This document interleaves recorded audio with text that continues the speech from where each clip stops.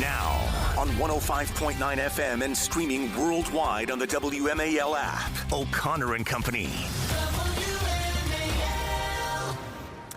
It's 6:06, a good Monday morning to one and all, and thanks for tuning into O'Connor and Company on WMAL.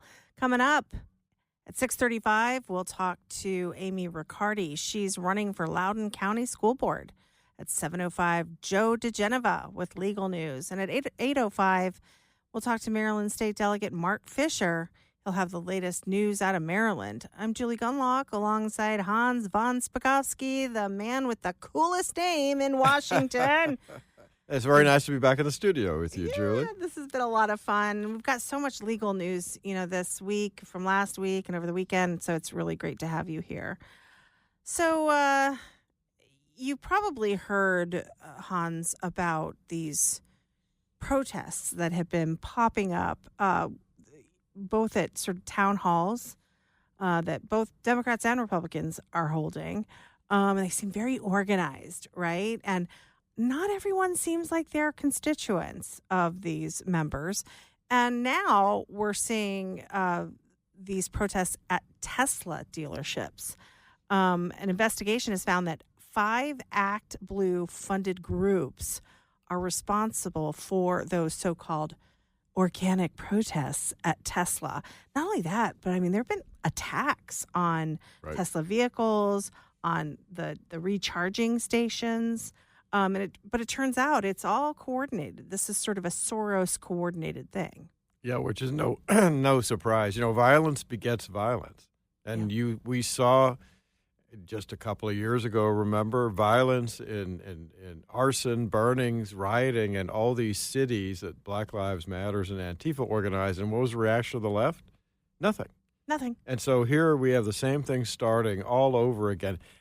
I just want to laugh, even though it's so serious. Every time I hear them chanting, we didn't elect Elon Musk. Yeah, well, there's not a single individual in the entire federal government who's elected, with one exception, the president. So that chant makes no sense whatsoever. I really have enjoyed over the last couple months this sudden outrage about Elon Musk when these people were silent about this unelected bureaucracy that is that really tried to ruin Trump's first, and to some degree they did ruin Trump's first session. So it's pretty gross. Let me read this from Vanity Fair. Hold on, my thing keeps moving.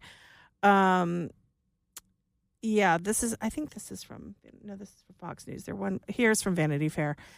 Since President Donald Trump's inauguration, more than a dozen violent or destructive acts have been directed at Tesla facilities. That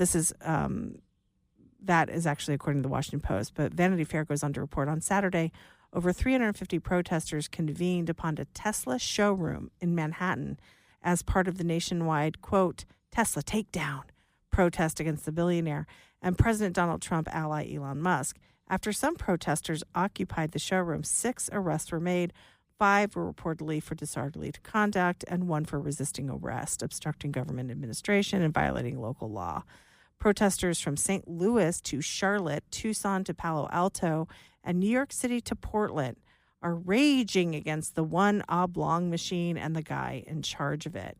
This is all bought and paid for by Soros. According to, I think this is Fox News, Elon Musk is blaming nationwide protests against the electric car company on billionaire George Soros, billionaire Democrat Megadona, and LinkedIn co-founder Reid Hoffman, and others, claiming they are bankrolling the destructive protests. An investigation has found 5 Act Blue funded groups are responsible for Tesla protests: Troublemakers, Disruption Project, Rise and Resist, Invisible Project, and Democrat Socialists of America. Again, these are the 5 groups. They're these nonprofits that sort of pop up, and they are the ones who coordinate this and get these protests out there. And pay protesters. Look, these are not grassroots groups. These are AstroTurf groups. That's the name for them. And the Vanity Fair article.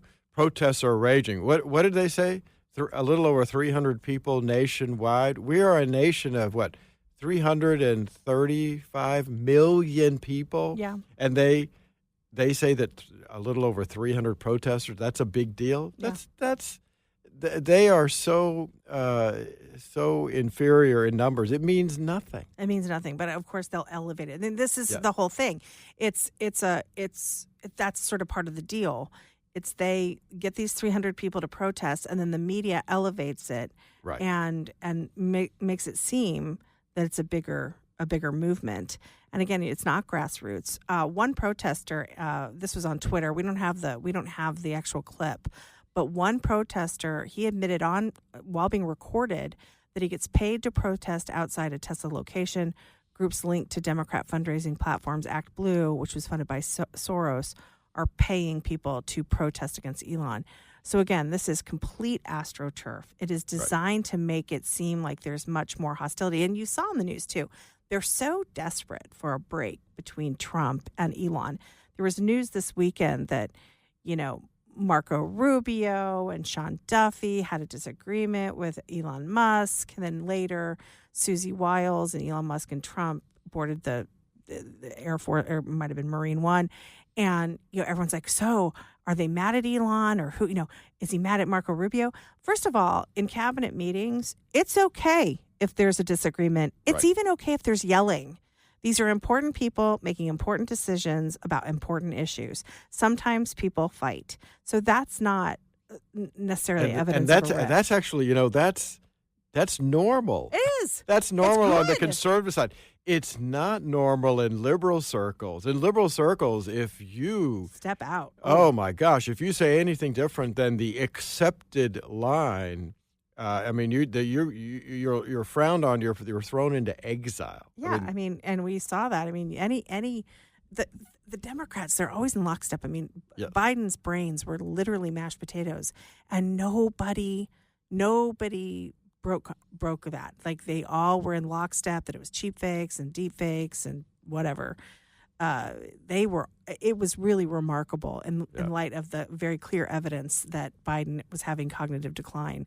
They stick to the talking points. And we saw that also with those talking points that were deployed and about rising, I think about food prices. Right. They all spoke off the same script. Doesn't this remind you of a cult? It does. It does. It is deeply, deeply creepy. And look, we're going to see more hundreds gather to criticize Trump and Musk spending cuts at the takedown Tesla protests. We expect more of these. And the media, the mainstream media rather, will or the corporate media will carry this like it is a big deal. But as Hans pointed out, they're a serious minority. They don't matter. An unserious minority. Yes. We'll continue in just a moment. It is 6:15. So the Trump organization has filed a lawsuit in Miami-Dade County against Capital One. This is related to that bank, what the Trump administration calls unjustifiably terminating over 300 of the company's bank accounts without cause in 2021.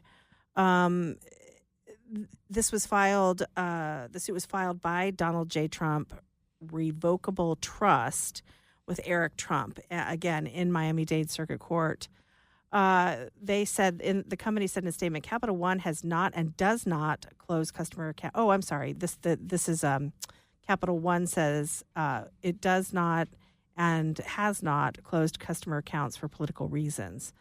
The Trump organization claims it suffered considerable financial harm and losses when Capital One notified them in March 2021 that accounts holding millions of dollars would be closed in 3 months. Other banks stopped doing business with the Trump organization around the same time. And Hans, I don't know if you've commented on this issue, but this has happened to a lot of conservatives. Conservatives have been quite vocal about this. And folks have not been fighting back the way they should. Look, there are a lot of not only federal laws governing banking behavior that prohibit discrimination, but most states have Consumer Fair Practices Acts, which also are supposed to stop this kind of thing. And the idea that these banks and others, Bank of America apparently was has been accused of also doing this kind of thing. Former Trump attorney John Eastman was targeted by Bank of America. That's exactly right. And,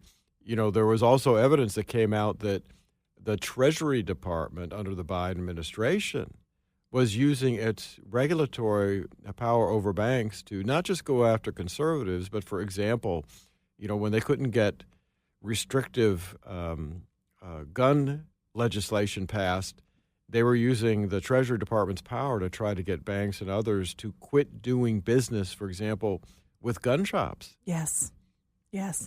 It is just amazing since Trump has come into office how much has been revealed about this sort of the money. Right. I mean, the billions of dollars, like what was it, $2 billion that went to Stacey Abrams to give people new ovens and gas stoves. And this is, by the way, this $2 billion that Stacey Abrams and her organization's got, a lot of people forget, her organization just paid the largest fine in Georgia history, $300,000 for doing what? Well, these two nonprofits were using their nonprofit money to try to help her get elected. Right. But, there again, you talk about a $300,000 fine. Well, when you're getting $2 billion, what's a $300,000? Again, it's like, I'm glad that Columbia has lost $400 million, but when they get how many? $15 billion endowment, you're like, well, does this really? So, but again, since Trump's come into office, there has been so much sunshine on this network, and from the money to how the banks are being politicized and used against conservatives. It really is. I have to say, sometimes I look at this stuff and I'm like, how have we won anything? And then you've got the media that's on their side. I mean, how have we won any kind of election with this incredibly powerful network? And look, right now we're dealing with trying to root this out of the government, but this has infected the entire business community. All these big companies. Yeah. DEI, they are filled with DEI, wokeism, politics affecting what they do and the way they organize their companies. And, here we have an instance of the Trump organization going after Capital One, trying to do something about it. It's not just that you mentioned earlier, it's also Bank of America. And I mentioned that John Eastman, former Trump attorney John Eastman, was targeted by his bank. And Donald Trump's former lawyer Eastman is now urging the president to begin an investigation into Bank of America, much like Capital One. Again, Eastman claimed they closed his accounts because of his political views. Eastman was told his accounts were being shut in September 2023, 1 month after he was indicted with Trump in the criminal Georgia election subversion case. So these banks it's shameful. And I think there are now financial institutions that have cropped up. I mean, there's a demand. So there are choices now that people can make. But it really is shameful how these banks have behaved. Yeah, it is. And the business community should be put on warning. You better stop considering politics in the business decisions that you're making, particularly banks and bank accounts. What do you think are they are now investigating. They've now sued Capital One. Right. What's your prediction for these? Well, I suspect Capital One, given the kind of bad publicity and perhaps what the Trump organization might discover in the discovery process, they may want to settle that case. That's interesting. All right. Well, we have much more to get to right now. It is 6:23 on WMAL. Now on 105.9 FM and streaming worldwide on the WMAL app. O'Connor and Company. There it is. I was waiting for that. It's 6:37. We are chugging along here on O'Connor and Company. Coming up at 7:05, Joe DeGeneva with legal news. And at 8:05, Maryland State Delegate Mark Fisher with the latest Maryland news. I'm Julie Gunlock alongside Hans von Spakovsky of the Heritage Foundation. Good morning, Hans. Good morning, Julie. Joining us now is Amy Riccardi. She is running for Loudoun County School Board. She's here to talk to us about it. Good morning, Amy. Good morning, Julie and Hans. It's great to chat with you both. So this is a big announcement. Tell us, why are you running for the Loudoun County School Board? Yeah, I'm really excited. It's going to be a fun and interesting year. I ran in 2023 in an interesting three-way race, and probably had it not been a three-way race, I probably would have won. So I'm back at it again. I'm just really passionate about our schools out here in Loudoun County, and just we have got to bring some common sense and professionalism, frankly, to our school board. And so, it's interesting. Back in September, it was actually September 11th of 2020. My son was a junior in high school at the time, and that was right when they were first getting started in the first fall of all the COVID stuff. And put a bagel on his desk in the morning, and just happened to glance at his computer screen and saw this "all white people are racist" slide on a presentation on his screen. And I think that was my wake-up call that all things in our schools are not going as I thought they were. That whole idea that, people could drop their kids off at school or take them to school or have them engage in the classroom, and they were going to be learning the things they needed to prepare them for whatever they were going to do after school. That was just a fallacy for me. And I really just started getting really engaged in what was happening at our schools. And fast forward to today, I'm kind of ready to jump in and get going on this and really see what we can do. I got to tell you, I love stories like this. It kind of throws me back to COVID, where parents were shocked at what they were seeing. And it sounds kind of like that kind of moment where you're like, what is going on here? And I do love what you just said about returning common sense and professionalism to the schools, because it's just wild what we're seeing out there. But I have a question, a really kind of a technical question. I'm a little bit confused. You're running against Arben Streffy. Mm-hmm. Thank you. Mm-hmm. And am I wrong? He was elected in 2024, and according to Ballotpedia, he's up in 2028. But I know sometimes the school board, sometimes it's 2 years, 4 years. Can you sort of clarify that for us? I can. So the previous school board had, they made a lot of mistakes, but one of the actually good things that they decided to do was to stagger the school board. So we're in the middle of staggering the 9 seats. So in 2023, the entire school board actually turned over, and some people had 2-year 5 of those people had 2-year terms, and 4 of those people had 4-year terms. So there are 5 of us that are up in November, and then we will have 4-year terms after that.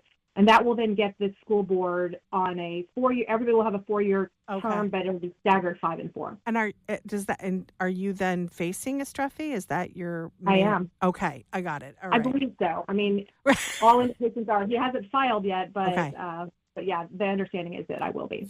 So Amy, out of the size of that school board, if you win your election, how many other folks are there going to be on there who want to bring common sense back? In other words, are you still going to be fighting against a majority of bad officials, or are you going to be part of a majority that can actually get things changed? Or are you going to have a tough fight? Well, this year is the opportunity for us to flip the school board, and I think we have a very, very good chance of doing that. Of the 5 seats that are up, one is an independent. Actually, I've worked for her over the last year, which has been really good.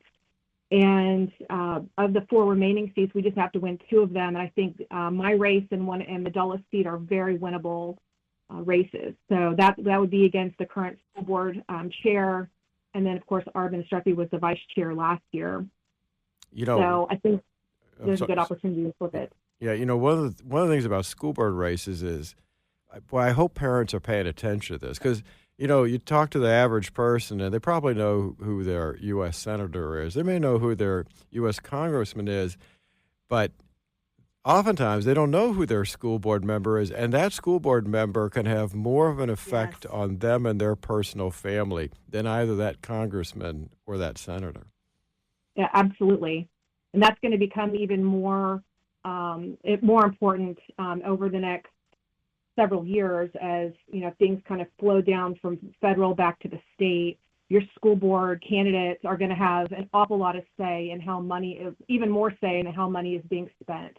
Well, Amy, so it's going to be really important. I want to, we only have about a minute left, but I just want to ask you really quickly, what sets you apart? What is your main issue?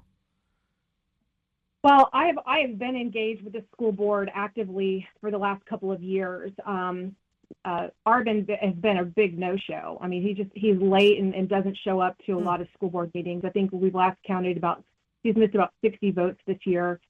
He also ran for the Virginia open house seat back in January and got 4th out of 5 of the Democrat candidates. So he's literally using this as a stepping stone. Yep.